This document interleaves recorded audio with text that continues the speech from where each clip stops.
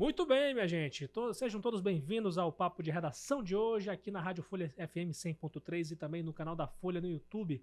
Sou Lucas Luquezzi, apresentador e produtor dessa atração, que repercute as principais notícias do dia aqui no Grupo Folha de Comunicação. E você também pode participar conosco enviando seu comentário para o canal, para a seção de comentários do canal da Folha no YouTube e também pelo nosso Zap, o 999715300, 999715300. O canal, o espaço é todo seu para você comentar, fazer as suas críticas, sugestões e, enfim, o espaço é seu para você falar o que você quiser. Desde que seja, claro, se for uma coisa para falar mal da gente aqui, seja uma crítica construtiva, né, evidentemente. Bem, minha gente, hoje a gente tem notícias aqui sobre política, sobre polícia e também sobre o cotidiano, né, problemas de um modo geral. E um desses problemas afeta a saúde pública do estado de Roraima.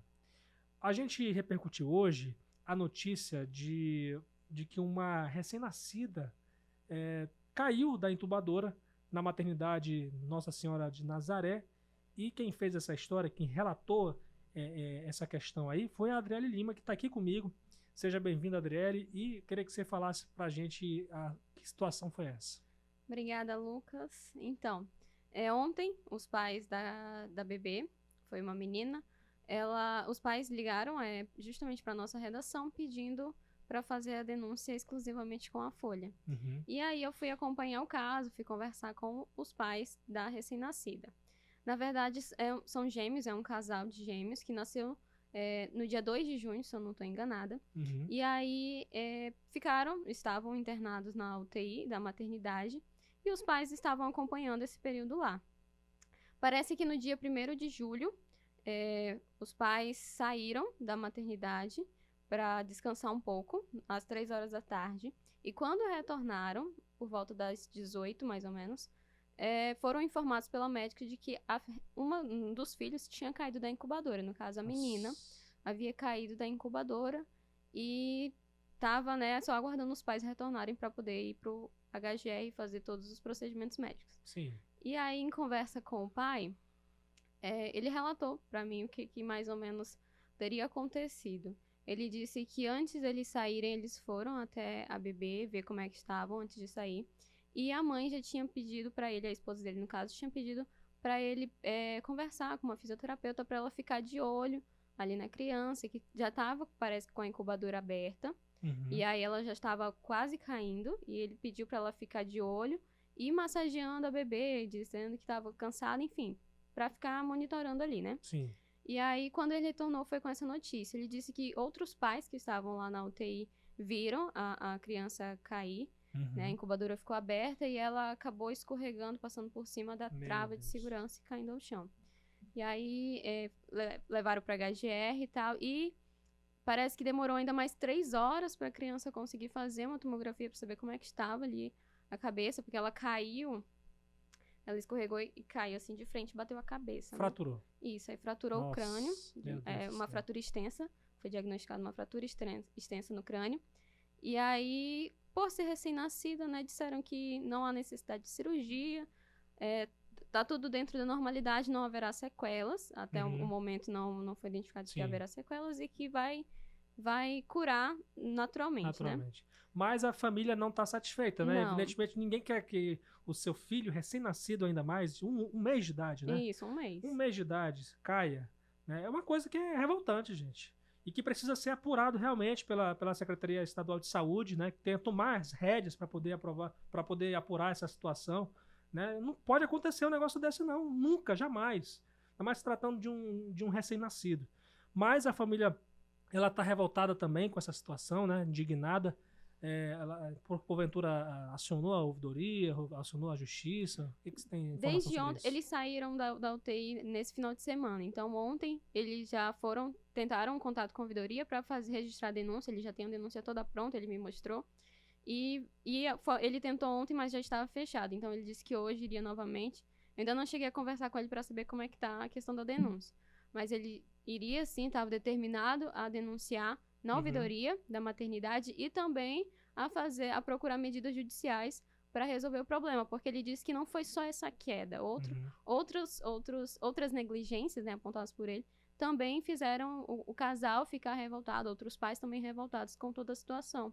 Ele disse que durante esse período ali na UTI, ele pôde observar que os sinais sonoros dos equipamentos que servem de alerta, né, para monitorar, estavam sendo ignorados pelos profissionais. Ele disse que a dosagem da filha dele, da medicação, foi alterada, sem autorização de um médico. Ele percebeu isso. Ele estava todo o tempo acompanhando, né? O casal estava todo o tempo sendo insistente, Sim. acompanhando as crianças sempre de perto. E aí ele disse que percebeu, né, outras negligências que também motivaram a denunciar os acontecimentos ocorridos dentro da maternidade. Eu acho até que isso demonstra um pouco da insegurança que se tem, né? Ainda mais pelos inúmeros relatos que se tem sobre a maternidade estadual de Roraima, que, poxa, gente, pelo amor de Deus, vamos resolver essa parada aí, gente. Né? O governo do estado, né, agora tem esse termo de ajustamento de conduta que foi firmado em março desse ano, para poder concluir essa maternidade que já se arrasta há 2 anos essa obra. 2 anos. E 2 anos a gente já está vendo muitas grávidas dando à luz debaixo de uma estrutura improvisada, né? Então, assim, uma coisa que era para ser 5 meses e agora está durando 2 anos e mais um ano. Mais um ano, 3 porque a previsão anos. agora é só em fevereiro. Pois é, fevereiro aí do ano que vem, inclusive o vice-governador esteve aqui na Folha FM falando sobre isso, disse que a nova previsão agora é fevereiro do ano que vem, e claro, a sociedade está cobrando, né, que a população, para que o governo realmente acelere essas obras, claro, né, desde que esteja tudo bem, não aconteça outros tipos de intercorrências que acabem atrasando também ainda mais essa situação. Mas o governo do estado, ele respondeu em relação a essa situação? Sim, a gente enviou a demanda para a Secretaria de Saúde, e eles informaram que até o momento eles não sabiam do ocorrido porque não havia uma denúncia registrada, né? Como os pais não conseguiram registrar, era óbvio que não houvesse muitas informações ali. Mas que após a gente ter noticiado e ter enviado demanda, eles iriam investigar o ocorrido para saber o que realmente aconteceu e averiguar todos os fatos. E também informou, né, que a direção-geral esclareceu que possui equipe 24 horas por dia para realizar toda a limpeza na unidade, podendo ser acionado pelos pacientes. Nesse caso, mas em referência às outras denúncias que os pais da recém-nascida fez. Pois é, a gente fica inseguro, né? De enviar as mãezinhas aí para poder dar luz nessa estrutura improvisada. São muitas denúncias, minha gente, muitas denúncias, e a sociedade, de modo geral, ela parece perceber, ela parece constatar de que pouco se faz para resolver uma situação dessa. É tanta denúncia de negligência, gente. Vamos apurar isso. Sempre mais um caso, e não há ainda soluções. Pois é, muito se fala, nas notas que a gente recebe aqui da Secretaria de Saúde, diz que vai apurar a negligência. Inclusive, um amigo meu denunciou alguns meses atrás, quando a mulher dele teve a filha do casal, né? Denunciou, e aí acho que até agora não teve uma resposta pública, né, em relação a essas apurações de supostas negligências. Então, acho que a Secretaria de Saúde, inclusive, podia esclarecer melhor sobre essa situação, né, inclusive sobre a perda de emendas parlamentares federais, né, na casa de quase 17 milhões de reais, que até agora a gente cobrou várias vezes aqui, 2 vezes, na verdade, aqui na Folha de Boa Vista, e até agora a gente não teve uma resposta sobre a questão das emendas parlamentares. A gente vou inclusive relatar uma notícia hoje, já, sobre essa situação. Mas quero agradecer a sua participação aqui, Adriele. Inclusive, você foi muito procurada aí pelos nossos colegas da imprensa, né, por conta dessa denúncia. Sim. É um caso sério, né? Todo mundo está atrás de mais informações. Mas vai dar certo. A gente vai conseguir uma maternidade. Com certeza. Obrigadão, Adriele. Até a próxima aqui no Papo de Redação. Nada. Até mais. Até mais.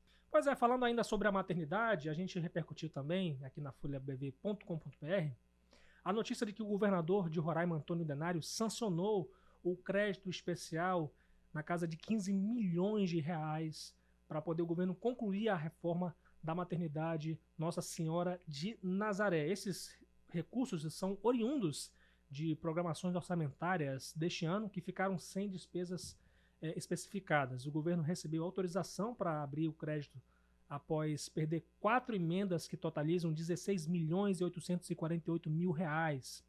E aí, como eu tinha falado para a Adriele aqui, a gestão ainda evita explicar para a população, não para mim não, é para a população, por que houve essa perda de emendas, né?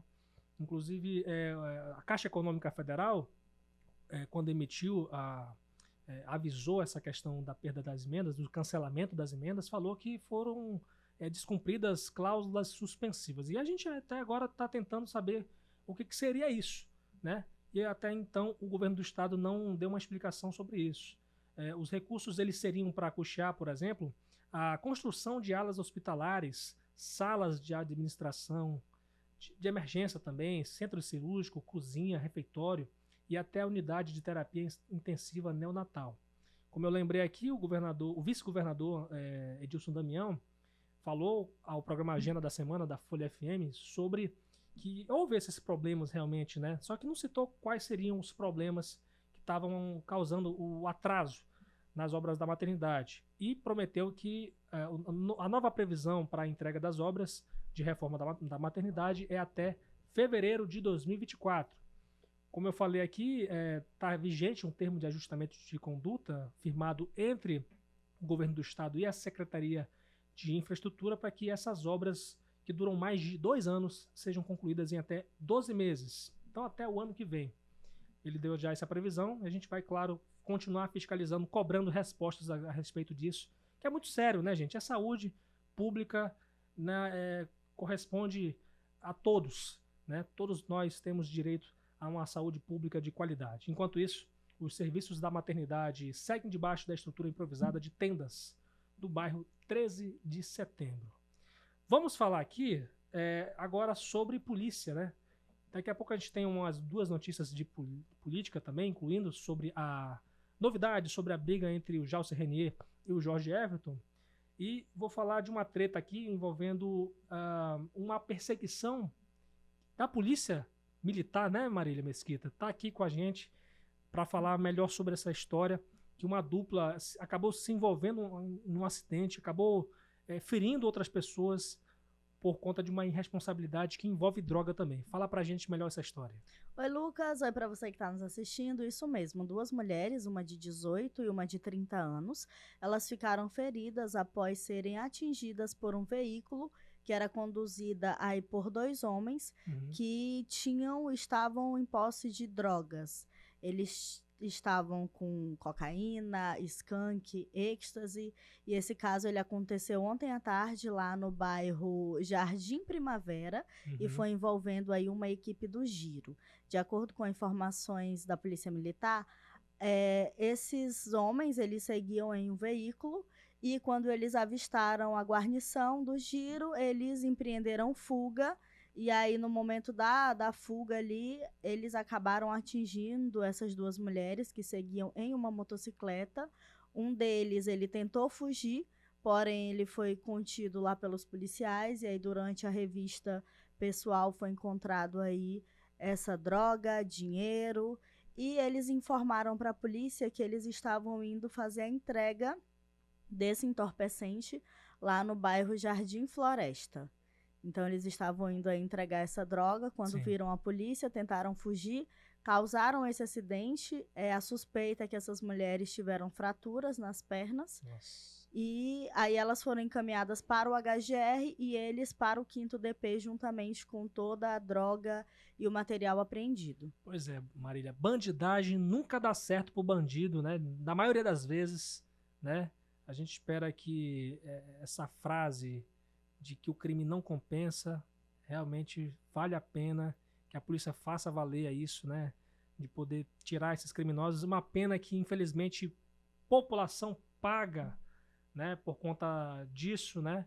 E que as nossas autoridades fiquem sempre atentas a essa situação da segurança pública que corresponde a todos, inclusive as próprias autoridades. Exatamente. O Giro, ele sempre atua aí, tirando de circulação entorpecente. A gente sempre produz matéria aqui do Giro abordando criminosos que estariam indo entregar droga. Então, essa é um trabalho recorrente do Giro. E também, infelizmente, essas 2 mulheres aí se envolveram nesse acidente. Tem imagens lá do carro, como ficou no site. Uhum. O carro ficou bem destruído também, assim, à frente dele. E envolvendo droga também, que Roraima tem um alto índice de Sim. tráfico de drogas. Bastante. Um jovem de 23 anos, ele foi preso também por tráfico de drogas. Esse caso aconteceu ontem à noite também, lá no bairro Cambará. 23 anos? 23 Nossa, anos. novo pra Jovem. caramba. Jovem. De 23 anos, ele foi preso aí com skunk, balança de precisão, dinheiro proveniente do tráfico. Todo esse material estava escondido dentro do quarto dele. E essa prisão foi efetuada aí pela Companhia Tático Ostensivo Rodoviário, TOR, que é uma companhia nova aqui no estado, e em parceria com o Canil. E como é que foi essa história?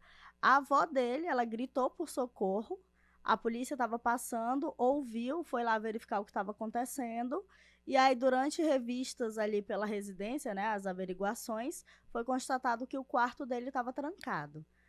Procuraram como não tinha uma chave reserva, a avó dele autorizou que a polícia arrombasse o quarto e aí foi encontrado todo esse material, essa droga, esse dinheiro, a balança de precisão. Também tinham sacolas ali que seriam utilizadas para fazer as trouxinhas. E aí ele chegou na hora das buscas, foi preso e também encaminhado para a central de flagrantes. Denunciado pela própria avó. Rapaz, tomara que essa moda pegue, né? Essa moda não só de vó, mas também de mãe, de pai, né? Que não pode ter tolerância com crime, né? E que isso seja apurado realmente e que esse rapaz, esse cidadão possa se arrepender do que fez e possa vislumbrar outros rumos aí de vida, porque a bandidagem, drogas, não vale a pena. Não vale. Se você não morre, você é preso. Pois é. E aí fica aí o questionamento. Você quer morrer, quer viver, quer continuar vendendo, estragando a vida dos outros? Então é um caso assim para se pensar bastante antes de entrar aí para o mundo das drogas. Do crime em geral, Exato, né? Exatamente. Brigadão, Marília, pelas informações e pela participação, que é sempre legal aqui a sua participação aqui no... Às vezes em quando a gente se diverte quando cabe, né, evidentemente, o momento. Tchau, Lucas. Até a próxima. Até a próxima, Marília. Vamos lá, continuar aqui o Papo de Redação com 2 notícias de política que a gente repercutiu no nosso grupo Folha de Comunicação. Uma delas vem lá da Câmara Municipal de Boa Vista, que aprovou 2 planos de cargos, carreiras e remunerações da categoria da FETEC, a Fundação de Educação, Turismo, Esporte e Cultura de Boa Vista, e a Procuradoria-Geral do município.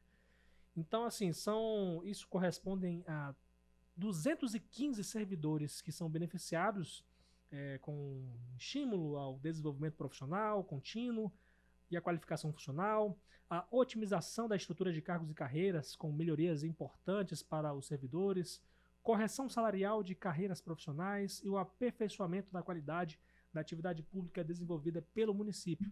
Inclusive, na sessão de hoje, houve um pedido do vereador Júlio Medeiros para o líder do executivo na casa, o vereador Zélio Mota, para que apresentasse também um requerimento de urgência para que os projetos da educação básica e da EMU, a Empresa Municipal de Desenvolvimento Urbano e Habitacional, também fossem votados amanhã, né? Os PCCRs que envolvem essas categorias, que somam aí mais de 5 mil servidores. Então vamos ficar de olho aí, pessoal dessas categorias, né, da educação básica, de professores, né, efetivos e tudo mais, os servidores da EMU, fiquem atentos aí, porque pode ser que esse projeto entre na votação amanhã. Hoje, esses 2 projetos aí, sobre da FETEC e da Procuradoria-Geral, eles entraram por conta de um requerimento apresentado pelo líder do executivo na casa para acelerar essa votação, porque não estava nem na pauta ainda original, né? Então, um requerimento foi colocado em votação, os vereadores aprovaram esse requerimento, e os PCCRs da FETEC e da Procuradoria-Geral do município foram votados hoje em regime de urgência. O mesmo, alguns vereadores querem que seja feito com os PCCRs da educação básica e também da EMU amanhã, nesse caso, né? Nessa quarta-feira, dia 12. E a última notícia aqui é sobre novidades em relação à briga envolvendo Jalcer Renier e Jorge Everton, o ex-deputado e o deputado estadual. Hoje, a gente repercutiu um documento que foi emitido pela mesa diretora que pede a prisão do ex-deputado Jalcer Renier por conta daquela troca de cadeiradas envolvendo o Jorge Everton, ocorrido numa pizzaria daqui de Boa Vista na semana passada. E também por conta daquela série de xingamentos que o Jalcer Renier fez em relação ao atual presidente da Assembleia, deputado Soldado Sampaio. Então a iniciativa que aciona a Procuradoria-Geral da Casa é da mesa diretora, como eu falei, né? Solicita não só essa prisão, mas também uma série de medidas para garantir o livre exercício do mandato parlamentar. Por exemplo, a mesa diretora também quer a proibição da entrada do ex-deputado na sede e nos demais prédios da Assembleia para, abre aspas, preservar a ordem e evitar possíveis confrontos ou situações de risco, fecha aspas. A chefia do Poder Legislativo também pede a proibição de Jalcer Renier de se aproximar de Jorge Everton por qualquer meio, de se aproximar também de testemunhas envolvidas no processo que apura o sequestro e a tortura do jornalista Romano dos Anjos. Lembrando que o Jalcer Renier é réu na justiça por ser acusado de ser o mandante desse crime que ocorreu em 2020. A mesa diretora ainda solicita novas medidas cautelares judiciais para reforçar as restrições, considerando as atuais circunstâncias e também possíveis, futuras circunstâncias que possam ensejar aí ameaças ou atos prejudiciais a parlamentares. Por fim, a mesa diretora pede cautelar contra possíveis novos ataques envolvendo parlamentares. A gente procurou logo pela manhã o ex-deputado Jalcer Renier em relação a esse ato, que foi emitido pela mesa diretora da Casa, e ele afirmou que esse ato demonstra, segundo ele, irresponsabilidade da Assembleia. E reiterou acusações de conspiração de Soldado Sampaio e de Jorge Everton que seriam feitas contra ele. E a gente lembra aqui que Jalcer Renier já foi aliado, tanto do Sampaio quanto do Jorge Everton, mas isso mudou depois daquele processo que levou à sua cassação em fevereiro de 2022.